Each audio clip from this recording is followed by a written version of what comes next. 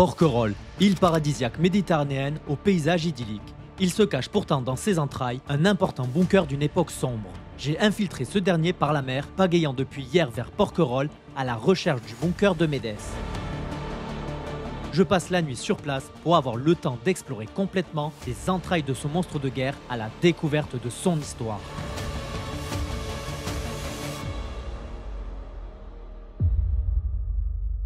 Durant les années 30, la montée des tensions en Europe et les risques d'invasion en Méditerranée poussèrent les gouvernements à renforcer leur défense sur le littoral. C'est dans ce contexte que ce bunker fut construit, pour surveiller la côte et protéger le port de Toulon. C'est depuis le port Augier que je débute mon aventure. On est au plan A. Essayez de traverser en plein jour. Là, il y a les deux premières petites îles qui sont juste à côté. Et je sais pas, une fois arrivé de l'autre côté, peut-être je vais attendre le soir pour traverser jusqu'à Porquerolles. En pleine journée, je suis hyper visible. Il y a quand même des voiliers, des trucs qui passent, alors je vais grave me faire balance. Donc, je vais essayer les deux premières îles et on verra si ce soir, tranquillou, quand il y a soin de père, on n'irait pas à Porquerolles. En tout cas, ça n'a pas l'air évident aujourd'hui avec le vent. Le vent, il pousse comme ça. Regarde les vagues un peu là. Ce vent nord-ouest soutenu ne va pas me faciliter la tâche, d'autant plus que j'y vais avec un packraft, ce qui n'est pas trop conçu pour la mer. Mes affaires dans un sac étanche et on est parti pour défier les vagues. Ça me semble compliqué, hein. Ça me fait tourner, ça m'embarque déjà au large avec le vent. Et encore là, je suis dans un endroit protégé, hein. Je vais quand même tenter un petit truc, on va pagayer un petit peu. Regarde-moi ça. Vraiment le côté là, comme les vagues, elles vont vite quoi. Elles sont pas hautes, mais elles vont vite. Et on franchit le cap de la muerte. Et là, ça va pas être la même juste de l'autre côté, hein. Oh putain. Wouhou. J'avance pas des masses. Je me passe au moins la première île, on se retrouve là-bas. À part ce vent de face, ce n'est pas vraiment ces petites vagues qui posent problème pour mon embarcation. Et là-bas, t'as les gens normaux qui prennent le ferry, tu vois, pour aller à Porquerolles. Voilà. Mais ça, c'est les gens normaux, quoi. Première petite île, avec les mouettes. Tout le monde dira que c'est dangereux, oui, ça l'est quand même, mais c'est pas infaisable, quoi. Bon, après, il faut carburer face au vent. Putain, je te dis, les avant-bras, là, ils sont sécos, quoi. Hein. Et dès que tu lâches, tu reprends 2-3 mètres en arrière. Donc, en fait, ce genre de truc, c'est non-stop, quoi. Bah voilà, première île. On va aller se foutre sur la deuxième. Et après, je verrai, je déciderai pour traverser Porquerolles. Un peu de remous, là, face à la deuxième île. Hein. Un peu de remous.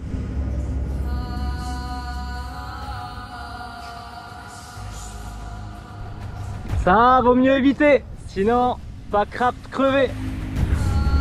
Oh la vache. C'est le bordel.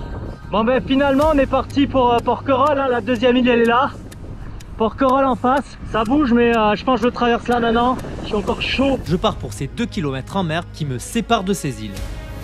C'est quand même le meilleur moyen d'y aller quoi, hein. Quand il y a du vent. C'est pas avec un packraft tout pourri qui prend des vagues, je te dis pas comment. Regarde-moi ça comme il fly.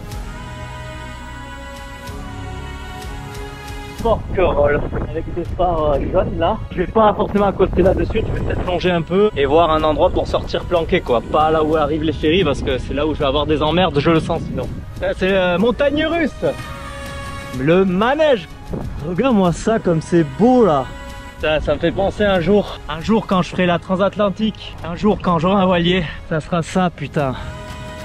Ah beau, toi tout seul, au milieu de la nature immense. Ça bouge un peu là à côté du phare hein. Bon allez putain le soleil est en train de se barrer, je vais me dépêcher là. Faut que je sèche aussi après parce que là je suis tout trempé sa race.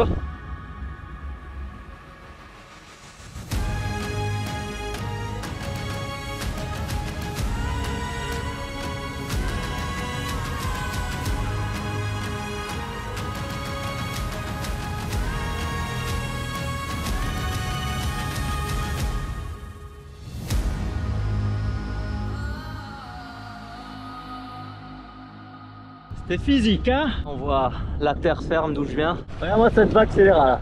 Ah ça va. C'est dommage parce que des fois il y a des creux dedans. Évidemment je peux pas filmer à ce moment là. Parce que il faut foutre le packraft dans le bon sens pour prendre la vague de face. Parce que si tu la prends de travers, laisse tomber, je te dis pas le bordel. Je pense que j'améliorerai ma façon de filmer en pleine mer comme ça. Je mettrai un bandeau là sur la tête. C'est dommage de louper ça quand même. Mais bon il y en aura d'autres, t'inquiète pas.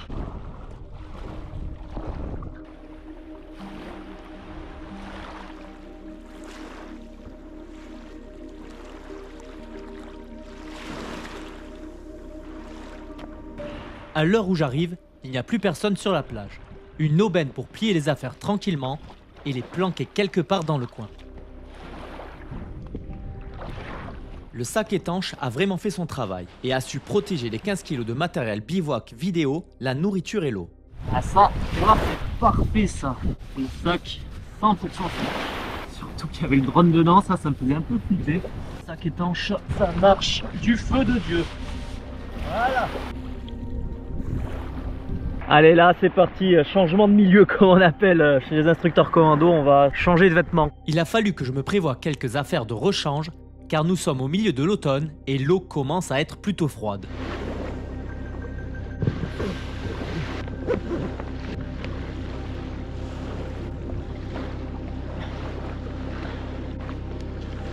J'ai au final de l'avance sur mes prévisions. Je comptais attendre la pénombre pour effectuer la traversée, histoire de ne pas me faire refouler par la manière dont j'ai entrepris mon arrivée. Car oui, il est interdit de faire cette traversée sans matériel adéquat, je t'en parle un peu plus tard. Bon ça y est, j'ai un peu plié les affaires là. La nuit elle tombe assez rapidement quand même, on est en hiver. Du coup je me les gèle bien comme ça. Là je vais plier le packraft et je vais essayer de trouver un endroit pour le planquer, pas loin d'ici. Je vais le mettre là et comme ça au retour, je le récupère, je mets un point GPS, je le planque un petit peu et on repart. C'est fou quoi. Et maintenant, regarde la mer. Calme. Elle est calme, il n'y a même plus de vagues. Et maintenant c'est calme quoi. Ça a mis un peu d'animation au début de la vidéo. Allez, bah faut que je trouve une planque, je pense quelque part dans la végétation là. J'espère qu'il n'y a juste pas des animaux qui le grignoteront ou quoi et qui potentiellement pourraient le trouer. C'est le risque. Au pire des cas, bah, si c'est ça, bah, demain je négocie un bateau et je dis s'il vous plaît, je fais du stop bateau. S'il vous plaît, ramenez-moi sur la terre ferme quoi. On verra. Improvisation hein, comme d'habitude.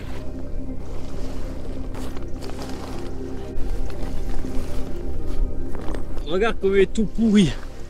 Putain, ça me fait chier de le ranger comme ça, mais bon, il n'y a pas le choix. Hein. Voilà, la planque elle est là. On n'y voit rien. Juste à côté de la plage. Du coup j'ai mis le côté vert, comme ça on voit pas. Et j'irai le chercher demain. Allez là j'y vais, parce que j'ai encore la marche toute la nuit là. Je repère à droite dans la pampa mes affaires. Pour repartir demain. Je t'explique un petit peu avant qu'il fasse trop nuit. À savoir que ce que je viens de faire c'est interdit. Hein. À 300 mètres des côtes t'as pas le droit je crois. Sans gilet de sauvetage.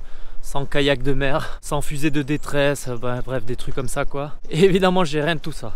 Bon là, d'après Maps.me, tu vois, j'en ai pour 2 heures quoi, 8,5 km. Il y a peut-être du dénive un petit peu tu vois. 2 heures de marche, commence à faire nuit. On va arriver, je sais pas, vers les 20 h, un truc comme ça. On pose le bivouac au bunker et on le verra clairement mieux demain. Demain je ferai un tour et je montrerai tout ce qu'il y a à voir.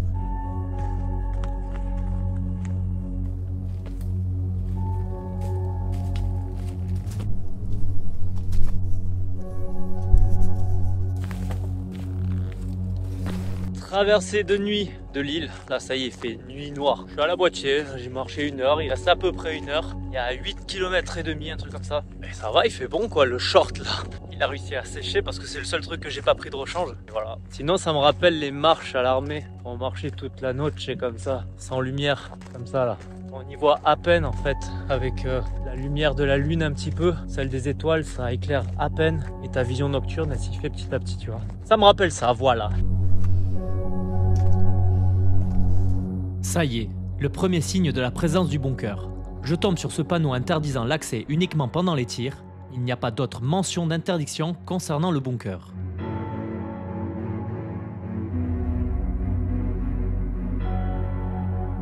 Eh bien ça y est, nous y voici à l'entrée du bunker. Je crois qu'il y a 2 trucs, il y a un autre truc à 400 mètres. On ira voir demain. Et ici, je pense que c'est quand même le bunker principal. Cette grande porte là, en ferraille, tu vois. On va essayer de trouver un coin pour dormir. Je vais faire un petit tour et on va essayer de trouver un endroit sympa quoi. Ah, le truc en plus c'est que plus je m'enfonce dans le bunker, plus il fait froid. T'as des salles mais elles sont nickel. T'en as une en plus, ça fait genre, il y a table, chaise, tout ça, donc il va faire un peu plus froid quand même. Mais on va être mieux là-bas en vrai. Juste ici. C'est parfait non? Le table, chaise, tout ce que tu veux. Allez, on s'installe. Tu vas me dire putain il est petit le matelas. c'est un demi-matelas en fait. Version plus courte, il manque peut-être 40 à 50 cm par rapport à un matelas normal. C'est pratique parce que c'est plus petit, plus léger dans ton sac, plus petit. Ça, c'est un duvet été, alors qu'on approche de l'hiver et qu'on est au fond du bunker, c'est pas mal froid. Et en plus de ça, regarde-moi ça, il est trempé. Il est passé à la flotte un petit peu. Ouh, qu'on va passer une bonne nuit, hein. Trempé. Ah bref, repas du soir.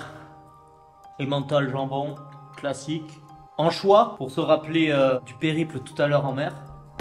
Demain matin, pas grand chose à manger, je crois 2-3 barres de céréales. Et à midi, l'autre moitié du sandwich. Rien d'autre, je suis parti light de chez Light. Bon les pirates aventuriers, il est temps de se coucher. J'espère que cette arrivée en Packraft t'a plu. En tout cas, moi ouais, c'était excellent. Je pense que je vais rêver de ça là. Pour d'autres, ça sera un cauchemar quoi. Je te fais une photo de mon lit parce qu'il est un peu folklore, regarde. De la tête aux pieds avec ce petit matelas, ça donne ça. Il reste plus qu'à visiter ce bunker. Donc je te dis tout simplement, à demain. C'était le pirate aventurier, à demain camarades.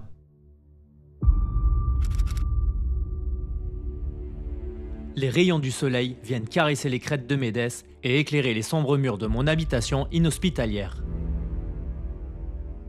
Je me trouve ici dans le plus grand des complexes de cet ensemble de batteries, à peine visible depuis le ciel.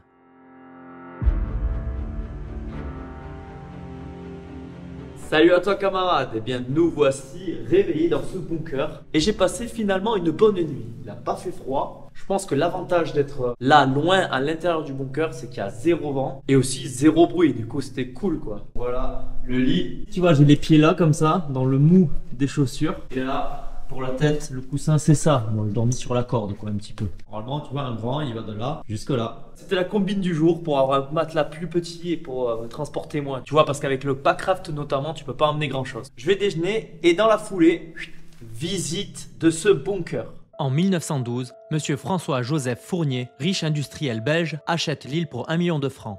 Après avoir vendu une partie de cette île à l'armée française, la construction de ce bunker débute en 1930. Ici, une première section en U sert au stockage des munitions.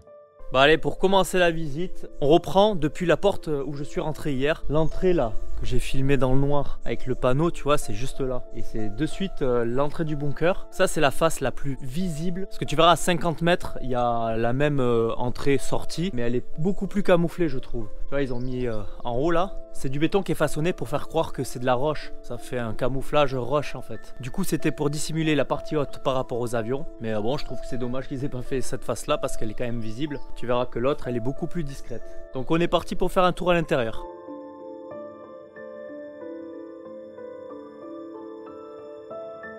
Il y a toujours des rails en fait dans les bunkers. Ça servait à amener tout ce qui est munitions, tout ce qui est lourd, même de la bouffe, etc. Ils optimisaient le truc par des rails. Donc tu as des rails tout le long. Donc dès le début ici, petite pièce. Et là, tu avais de suite, c'est-à-dire la première pièce qui permettait de voir depuis l'extérieur et surveiller directement. Tout ce qui est ligne de défense, on le verra après. Déjà, tu as cette porte blindée. Et ensuite, vers le fond. Des pièces en plus, rien de particulier. Et là, tu vois, tu as la première guérite, le premier sas de défense face à la porte. La porte, elle est petite. Moi, j'arrive ici, tu vois. Nous nous trouvons ici à l'une des intersections de ce U. La suite se trouve désormais dans le noir absolu. Une trentaine de mètres nous séparent de la lumière de l'entrée et nous sommes sûrement à autant de mètres sous la surface de la Terre. Ça poursuit par là, dans le noir. Et moi, j'ai dormi dans la pièce qui est juste ici. Double porte ici et là, une grande salle. Cette grande salle servait au stockage de munitions de 164,7 mm des canons qui se trouvaient à la surface. Ces racks à munitions désormais vides nous indiquent la quantité monstrueuse que pouvait stocker ce bunker. Et ensuite on a au cœur du bunker, monte-charge tout ça, les échelles ici. Ce monte-charge permet de monter les obus à la surface pour desservir 3 batteries et la soute à munitions 10 mètres au-dessus. Bon ben là tu vois, je voulais monter, je voulais te montrer un peu ce qu'il y a là-haut, mais regarde ça. Je pense qu'elle tient juste à un point là-haut quelque part. Franchement là il faut pas, hein.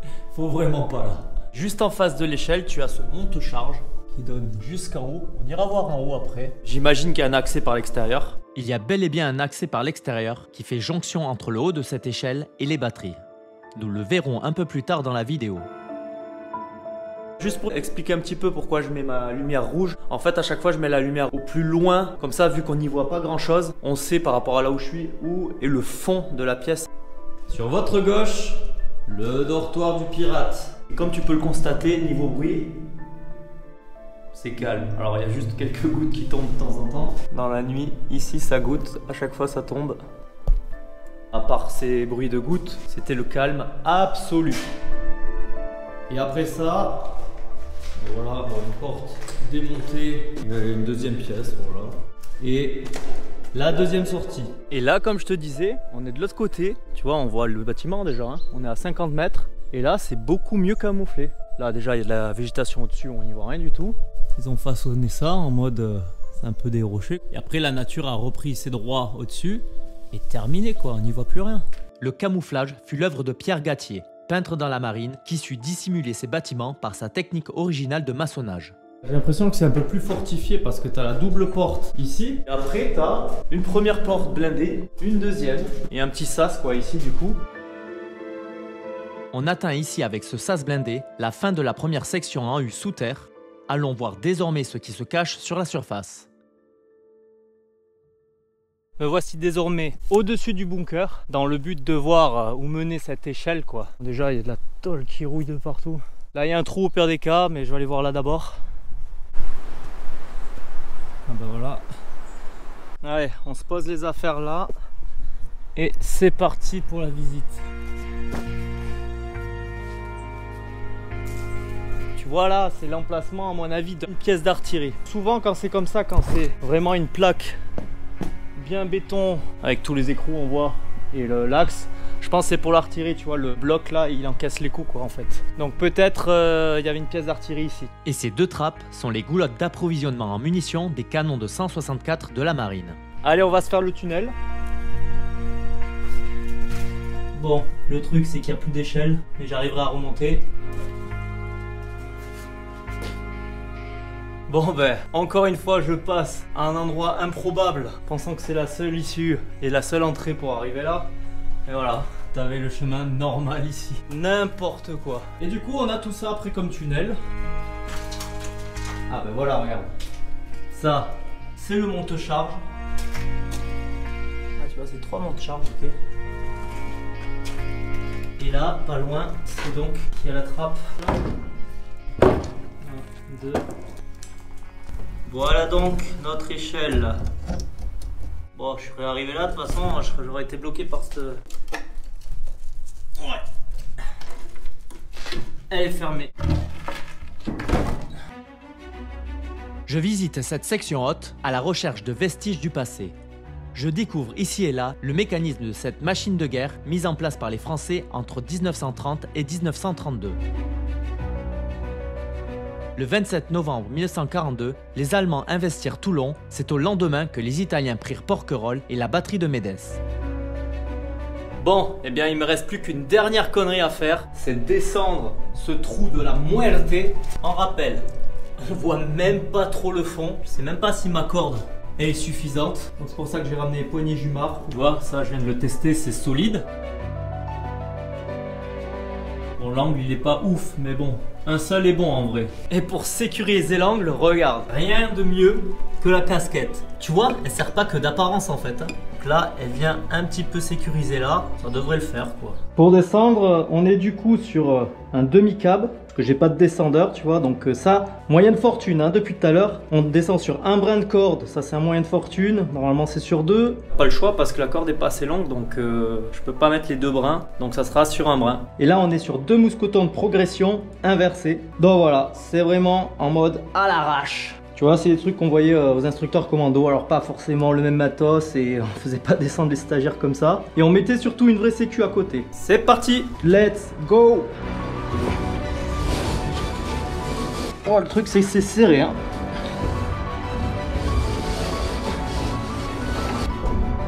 Vachement serré, putain.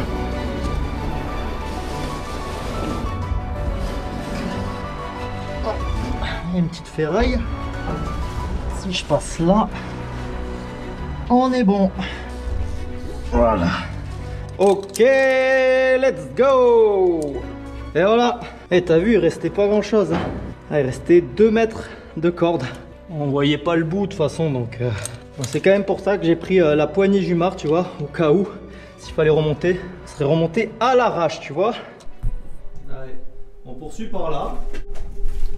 C'est trop fermé, on va faire le tour, on voit qu'il y a une sortie là-bas. Il y a encore un rail là.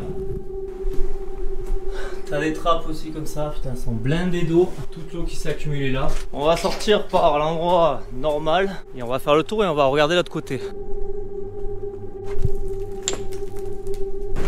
Et nous voici donc de l'autre côté. Donc ce grillage qui sert strictement à rien, avec encore une jolie porte blindée. Épaisseur 3 cm, ça c'est juste montant, donc c'est ça qui compte. Ça je sais pas ce que c'est, tu vois, à chaque fois. Je sais pas, on dirait des ampoules ou j'en sais rien du tout. On va suivre ce chemin. Tiens, regarde ce bloc, comme il a explosé par rapport au mur. Nous sommes ici dans les tunnels qui desservent les 4 canons de 164 mm. Ça a 2 doigts de s'écrouler tout ça là. Tiens, un rat.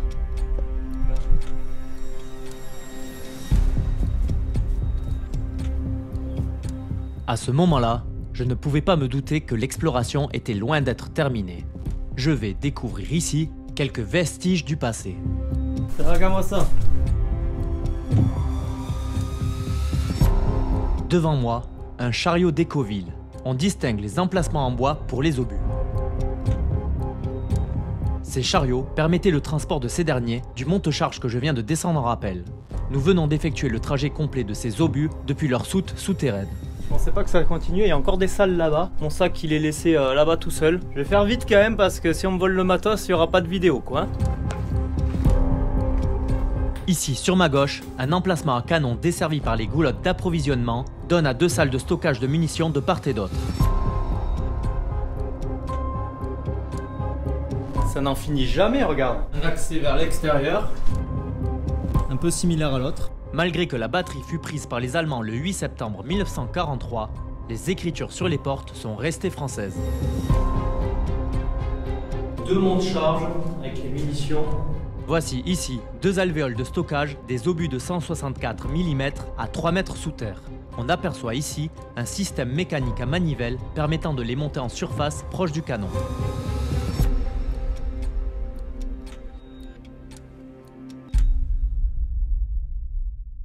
Encore un rack à munitions, donc là c'est clairement l'endroit où est entreposé les munitions justement pour cette tourelle d'artillerie. Et là, j'imagine que ça monte là-haut avec évidemment ce qu'il faut pour monter. Donc 2 monte-charge avec les munitions, c'est exactement ce qu'il y avait là-bas. Et juste pas la porte qui indiquait que c'était des munitions. Tu vois ce qu'on a vu juste avant, là-bas, c'est la même chose. J'en ai fini avec ce secteur, à savoir qu'il y a au total 4 emplacements pour canons.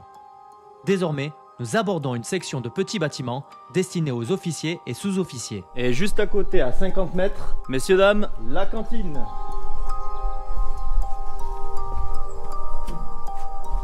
Bon, on va quand même y rentrer parce que souvent, tu vois, quand t'as la flemme d'y aller, c'est là où tu loupes un truc. Pas grand chose à voir quoi. Bah voilà, on a la douche pour les 200 personnes du bunker. Non, je plaisante. Déjà ils étaient pas 200, je pense pas qu'ils étaient 200. Le chiffre exact, ils étaient ce nombre là. Il faut savoir qu'il y a eu plusieurs dates dans l'histoire de ce bunker. Le projet fut pensé en 1927, réalisé entre 1930 et 1932. En 1939, la batterie fut mise en sommeil avant d'être réactivée le 10 juin 1940 lors de l'entrée en guerre de l'Italie. Elle sera désarmée le 6 octobre 1940 et confiée en gardiennage à 6 marins.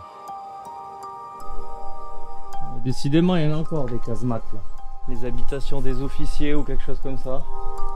Et ici, on suppose un hangar à véhicules. Nouvel emplacement. Une chariote. Il s'agit plutôt d'un ancien brancard. Nous voilà désormais dans la dernière partie constituant cet ensemble de défense. Ça, c'est problématique. Nous sommes en présence du poste de direction des tirs. Ça, c'est sympa, tu vois. Yes. À l'intérieur, un télémètre permettait d'apprécier la distance et le cap d'un navire ennemi afin de transmettre les ordres de tir aux batteries.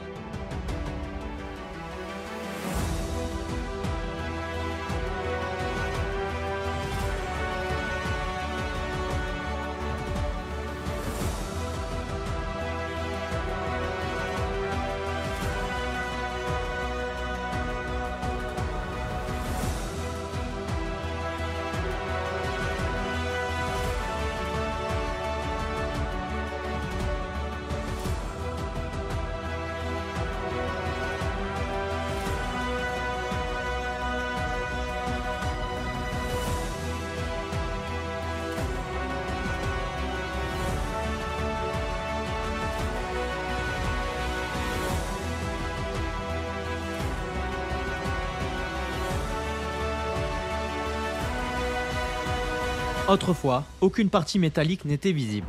Le temps a détérioré le camouflage d'aspect roche qui dissimulait l'ouvrage. Je suis au bunker le plus au nord-est de l'île, enfin parce qu'il y a aussi un fort officiel visitable là-bas sur la pointe beaucoup plus au nord. Et là, c'est un peu la dernière ligne de défense en fait qu'il y a par rapport au bâtiment qu'on a vu juste avant, qui donne face au nord et face à l'est, avec une vue 360 quand même dans tous les cas. Et c'est quand même la partie vraiment la plus intéressante avec ces deux blocs, là, avec la meurtrière qui a été en partie rebouchée par des briques. Et il y a surtout ce bloc là, le deuxième, qu'on a vu ici.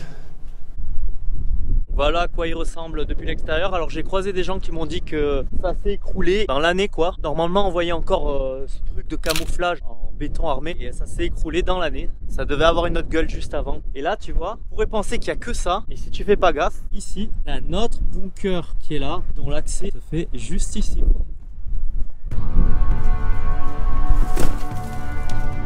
Un petit dernier tunnel, la porte sol et le dernier bunker. Là, encore une fois, face au nord et face à l'est, surtout à l'est, et le nord est là-bas. C'est le dernier petit bunker du coin, quoi. En contrebas, sur le cap de Médès au nord, tu peux également trouver la batterie de Médès qui est facile d'accès. On est arrivé au bout de l'île. Tu vois, ça a l'air sympa aussi à grimper. Ça n'a pas l'air très compliqué sur la gauche et tout. Mais bon, c'est pas le sujet de la vidéo. Et malheureusement, j'ai pas trop le temps. Plus je tarde, plus les vagues vont forcir. Là, on voit là où je vais traverser mon Packraft. Il est planqué quelque part là-bas. Je traverse la première île et ensuite direction Hyères et le port. Mais avant de partir et de reprendre la mer, il me reste quelque chose à faire. Comme le veut ma tradition, si tu te rappelles, je mets toujours une étiquette NVK aux endroits où je vais. Alors je le fais pas tout le temps parce que c'est juste que j'oublie des fois ou que j'en ai pas en fait. Et donc, j'ai décidé de le mettre là parce que c'est l'endroit le plus beau gosse. Et voilà, un signe éphémère de mon passage qui ne durera sûrement pas aussi longtemps que cet ouvrage. Et donc, si tu te prends en selfie et qu'on se recroise, je te paie la bière. Ça implique que tu dois monter ça minimum. Après, il faut se rendre au bout de l'île et il faut se recroiser. Ça, c'est compliqué aussi. Hein. Désormais, mon sticker apposé, il ne me reste plus qu'à rebrousser chemin jusqu'au premier complexe en U du début de vidéo. De retour du bunker le plus au nord là. Juste un petit mot pour les 3 personnes que j'ai croisées, fort sympathiques. Voilà, comme j'ai dit, la tradition c'est que si on se prend en photo devant mon étiquette et qu'on se recroise, je paye la bière. Bon, après se recroiser, le monde est petit quand même, donc il y a moyen, mais voilà. N'hésitez pas quand même à m'envoyer les photos par Insta et si vous le souhaitez, je vous publie. Si vous avez des comptes un petit peu urbex, sport, parce que vous étiez à vélo et l'autre personne qui faisait un peu de foil, tout ça, c'est l'occasion. Du coup, envoyez-moi votre photo devant l'étiquette, ça peut être sympa quoi. Allez, on va se rentrer et on va se faire ces derniers 2 ou 3 km pour rejoindre la terre en Packraft. Et on n'oublie pas de ramasser les déchets. Ça, j'avais mis hier dehors parce que sinon ça allait sentir le poisson. La météo est bonne, mais il ne faut pas que je traîne davantage, car le vent devient de plus en plus fort pour ma traversée. Bon, je me mets à courir finalement, parce que hier j'avais commencé vers les 14 h et t'as vu, il fait nuit assez rapidement, donc j'ai envie de profiter du soleil pour revenir en Packraft là. Donc 8 kills, marche-course avec sac à dos quoi. Putain, mais pourquoi je refais des trucs de l'armée quoi? On dirait les tests commando. Bon, je vais me la jouer beaucoup plus tranquille bien sûr. Hein. Là, regarde-le celui-là, à 90. Et on va rejoindre notre 110. Non, pas longtemps. Allez, on continue. Jusqu'à présent, putain, le milieu de l'île, c'est touristique à mort. Et là, ça fait 48 minutes que je cours. Il reste pas grand-chose. Donc, niveau temps marche-course, c'est pas bon du tout. Mais putain, le sac là, je peux te dire qu'il fait pas 10. Hein. Avec le matos bivouac, tout ça, matos vidéo, je pense qu'il est dans les 15. Putain, mes entraînements, je cours avec un gilet lesté qui fait 6, 7, 8 en fonction du moment, en fonction de si j'ai pas couru plus longtemps. Et voilà à quoi ça sert. Je vais passer à 10, hein. On va le passer à 10 parce que là j'ai 15 et c'est compliqué. Allez, on va récupérer le matos. Tout est en place.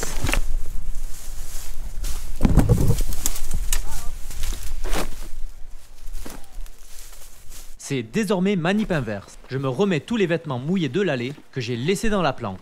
Le compartiment étanche du Packraft me permet de protéger quelques affaires qui doivent rester bien au sec. Et il ne reste plus qu'à y aller. Allez, on est parti!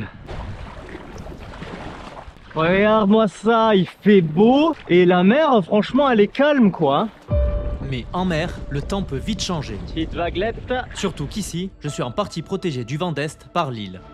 Après une demi-heure de pagaie, je commence à me demander si quelque chose ne va pas. Le packraft n'est plus aussi réactif qu'à son habitude et d'autres problèmes viennent se rajouter à ça. Putain, j'ai une crampe à la jambe quoi, tu le crois ça?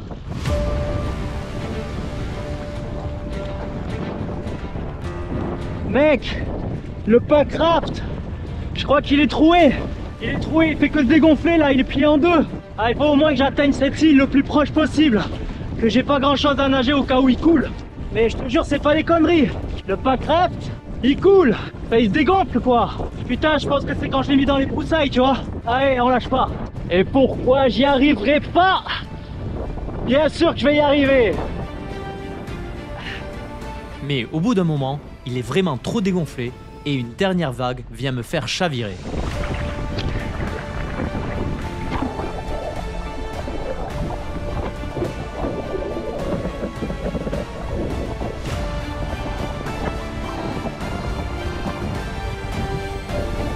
Mec, j'ai vraiment chaviré parce qu'il est pas assez gonflé. Ah, je vais à la nage là-bas, je coupe un peu.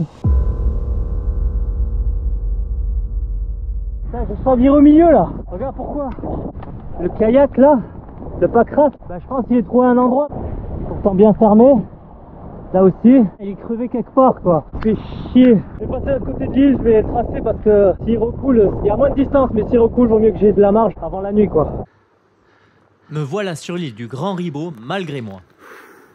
Bon, du coup, je me retrouve à traverser cette île qui monte pour redescendre de l'autre côté. Et c'est privé, bon, ils sont pas là. Mais je pense qu'ils auraient compris, je leur aurais dit que j'ai coulé et que voilà quoi, faut que je traverse. Et le packraft, putain, il est lourd avec les affaires derrière là. J'en chie. Allez, je tarde pas, j'ai pas envie de refaire la traversée. S'il n'y a pas trop de soleil, tu vois, je préfère avoir de la largesse devant moi. Allez, j'y vais.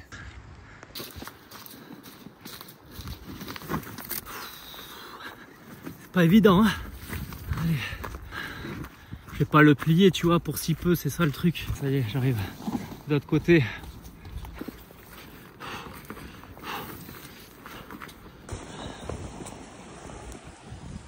Allez hop, le quai pour débarquer, c'est parfait. Donc là, ce que je vais faire, je vais regonfler le packraft et y aller cash, aller très vite, parce que c'est une crevaison genre lente, tu vois. Donc il y a moyen, si je vais vite, de traverser tant qu'il est encore assez gonflé. Il a quand même tenu jusqu'à la fin, t'as vu de l'autre côté, peu gonflé. J'ai avancé très peu vite. Mais bon là, tu vois, c'est beaucoup plus court, donc ça peut le faire.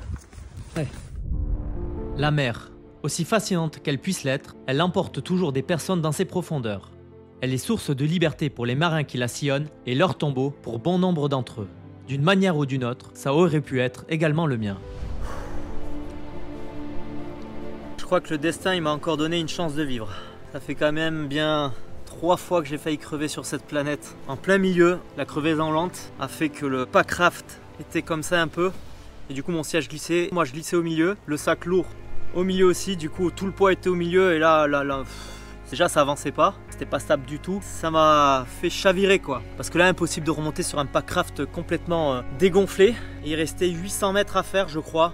J'estime à 800 mètres parce qu'il y a 2 km entre les deux îles. Je pense que j'ai passé un peu plus de la moitié. Il y avait 800 mètres, peut-être un peu moins, à la nage dans ces vagues. Et à la nage si tu veux, qu'avec un bras, parce que l'autre je tenais le packraft. C'est sûr qu'avec les 2 mains tu nages mieux, mais c'est hors de question que je l'abandonne, regarde. Tu vois, t'avais le drone et tout là. Cette GoPro, mais c'est un miracle. Elle était sur mon front et par miracle, elle a pas coulé, elle est pas tombée à l'eau. Enfin, je crois qu'elle est tombée à l'eau, je sais plus. Et je l'ai rattrapée, je l'ai vite mis dans le packraft. Je l'ai jeté dedans. Franchement, je sais pas. Ce qui s'est passé, ça allait trop vite. Et j'ai balancé tout ce que je pouvais dedans. Caméra, je crois, en premier. Sac qui flottait en deuxième. Lourd en plus, il est lourd ce sac. Et là, malheureusement, il y avait ma casquette aussi fétiche. Putain, elle a coulé, je l'ai vu couler. Mais il y avait un choix stratégique à faire. C'était GoPro. J'ai vu la casquette couler. Le sac, bam. Et là, la casquette, je l'ai plus vue. Donc elle est là, au fin fond de la mer. Juste pour dire un truc, je l'avais dit en tout début de vidéo, mais je réinsiste. Ce que je fais là, déjà l'urbex de manière générale, c'est pas pour tout le monde. faut avoir un peu de l'expérience là-dedans. J'étais militaire, j'étais instructeur commando et passer dans des bunkers abandonnés, dans des trucs, s'infiltrer, faire des rappels, des trucs comme ça. Ça a été mon boulot, tu vois. Voilà pourquoi je le fais et que ça se passe bien. Voilà pourquoi n'importe qui ne doit pas le faire. C'est hors de question. Si t'as pas des capacités comme ça, si t'as pas été dans ce genre de stage et si t'as pas des connaissances, c'est hors de question de se descendre en rappel dans le trou où je suis passé, tu vois. Et deuxième chose, là les 800 mètres que j'ai fait à la nage, je me suis permis de pas y aller avec un gilet de sauvetage. C'est parce que voilà, je connais mes capacités à la nage. En tant qu'instructeur commando, on a aussi nagé en pleine mer, de nuit, dans de l'eau bien plus froide, avec des distances bien plus grandes et avec plus de matos. Avec l'arme, évidemment on a une arme. Si je le fais, c'est que je suis conscient de mes capacités sur ces choses-là. Bon, certes j'étais sous fatigue et j'avais des crampes. Le fait d'avoir fait les 8 km en courant, marche-course, commando, ça m'a déshydraté, j'avais plus d'eau, tu vois, à la fin là. Là j'aurais potentiellement pu crever si j'avais pas fait tout ça avant dans ma vie, tu vois. C'est pas pour me jeter des fleurs que je dis tout ça, mais c'est vraiment pour te dire, gars, si t'as pas fait ça dans ta vie avant, te lance pas dans ces trucs-là, tu vois. C'est mort. C'est un message un peu long, mais important que je te donne là parce que je veux pas être responsable d'après par la suite de gars qui font comme moi. Il faut apprendre à se connaître. Va faire le stage instructeur co, là tu apprendras à te connaître déjà et tu comprendras ce que c'est de travailler sous fatigue et sans bouffe et de dormir 1 à 2 heures en une semaine, pas en une nuit, en une semaine. Les stages d'avant, c'est plus le cas aujourd'hui. Packraft. T'as vu, du coup j'ai pas filmé depuis là-bas à là, j'ai dit allez là c'est, je mets toutes les affaires dans le sac et tu vois, regarde, je l'ai gonflé à mort. J'ai eu une deuxième chance, donc je l'ai gonflé à mort. Et là, regarde, on voit déjà qu'il est mou. Dans 20 minutes, il me refaisait la même, tu vois. Donc il va falloir que je trouve cette putain de fuite de merde. Bref, on touche à la fin de la vidéo. Reste encore un petit peu parce qu'il va y avoir des magnifiques images de drone. Et tu vois, ça fait 1 an et demi, 2 ans que je lance cette chaîne YouTube. C'est compliqué quoi niveau finance parce que j'en vis toujours pas. Donc s'il vous plaît les gars, il y a un lien Tipeee à la fin de la vidéo. Je force personne, libre à chacun de le faire, libre à ceux qui le peuvent. 1 € par mois par personne. Je veux dire, c'est un concept, ça va changer en rien ta vie de donner 1 € par mois, mais s'il y a ne serait-ce que 1000 personnes qui le font, j'ai un minimum, un SMIC ou un petit salaire qui me permet de faire ces vidéos. Parce que là, potentiellement, je perdais mon drone à 1 200 €, l'autre GoPro à 300, tu vois ce que je veux dire? Et ça va forcément arriver à un moment. Du coup, si tu te demandes comment je m'en sors, c'est que avant j'étais militaire, donc j'avais ma solde et j'ai économisé tout ça. Et donc tout ça, je l'ai acheté avec mes économies. Mais là, je suis en freestyle maintenant. Je suis en freestyle, j'ai plus rien, mon gars. Et après ça, je sais pas comment elle va survivre la chaîne YouTube. Donc je fais des trucs pour montrer que je vais envoyer sur cette chaîne. Plus le budget sera important, plus je ferai des trucs énormes. T'as compris que sans vous, sans toi, ça marchera pas. Donc s'il vous plaît, un petit peu de soutien, un tout petit peu de soutien. Et après ceux qui ne peuvent pas financièrement, juste likez, mettez un commentaire sur cette vidéo. Et si ça marche, ça sera que bénéf pour vous parce qu'il y aura des dingueries sur cette chaîne. Voilà, c'était le Pirate Aventuré, j'arrête là. Je t'envoie sur les images de drone pour terminer. L'aventure, elle nous fait rêver, mais aussi nous met face à nos limites. Chaque exploration, chaque expédition cache des défis inattendus, des terrains imprévisibles, des conditions extrêmes. Ce sont des obstacles qui testent notre préparation, notre endurance, notre mental. Dans l'aventure, 95% de ce qui nous attend est inconnu. C'est là que la prudence devient notre meilleur allié. Savoir respecter ses limites, ne jamais aller au-delà de ses capacités, c'est honorer l'esprit même de l'aventure. C'est ce qui nous permet de continuer à explorer, à rêver et surtout à toujours revenir.